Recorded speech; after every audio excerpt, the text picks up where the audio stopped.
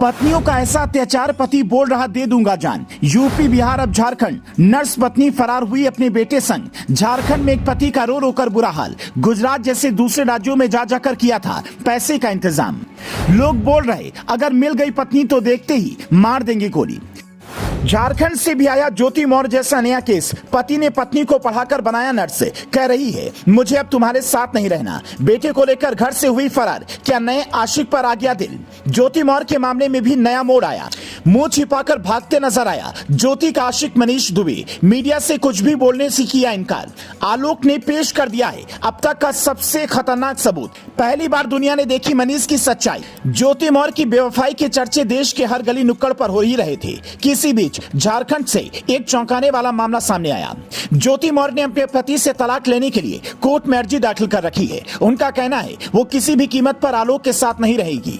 वहीं उनके कथित आशिक मनीष दुबे ने भी तलाक की अर्जी डाल दी है। इसी बीच ज्योति मौर्य के मामले में एक बड़ा अपडेट आ गया है। उनके पति आलोक ने उन पर अब तक का सबसे गंभीर आरोप लगा दिया है। क्या आरोप लगाया है वो जानेंगे, लेकिन पहले झारखंड से जो ऐसा ही मामला सामने आया है उसके बारे में बात कर लेते हैं। वहां एक मजदूर पति ने अपनी पत्नी का ख्वाब पूरा करने के लिए अपनी पूरी कमाई उसकी पढ़ाई में लगा दी। उसका यह सोचना बिल्कुल गलत नहीं था कि पत्नी कुछ बन जाएगी तो उसे आगे मजदूरी नहीं करनी पड़ेगी, बच्चों का भविष्य भी बन जाएगा। लेकिन अब उसके पैरों तले जमीन खिसक गई है, क्योंकि अब जब उसकी बीवी पढ़ लिख कर नर्स बन गई है तो उसने साफ कह दिया है कि मुझे तुम्हारे साथ नहीं रहना है। उसे अपने मजदूर पति के साथ चलने और रहने में शर्म आ रही है। इस आदमी का नाम कन्हैया पंडित है, जो रो रो के अब एक ही बात कह रहा है, मुझे इंसाफ चाहिए, मेरी पत्नी ने मुझे धोखा दिया है। कन्हैया ने इंसाफ की गुहार लगाते हुए थाने में भी शिकायत दर्ज कराई है। कन्हैया पंडित साहिबगंज के बाजी बाजार का रहने वाला है। उसने बताया कि साल 2009 में उसकी शादी कल्पना से हुई थी। शादी के बाद सब कुछ ठीक चल रहा था।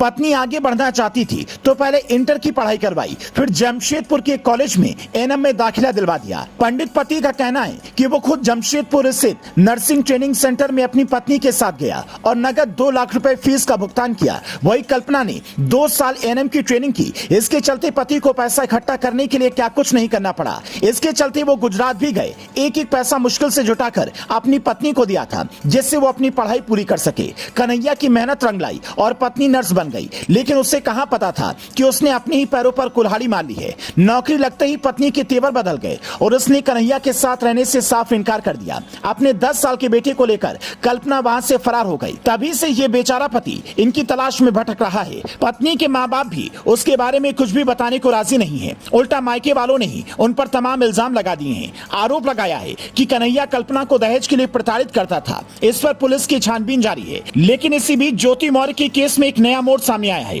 आलोक ने अपनी पत्नी के जरिए फर्जी डिग्री द्वारा फर्जीवाड़ा करने का आरोप लगा दिया है। उनका आरोप है कि जब उनकी पत्नी अध्यापिका थी तो उन्होंने फर्जी दस्तावेज बनाकर नौकरी हासिल की। पुलिस की तहकीकात लगातार जारी है। ज्योति मौर्य का बचना अब नामुमकिन है।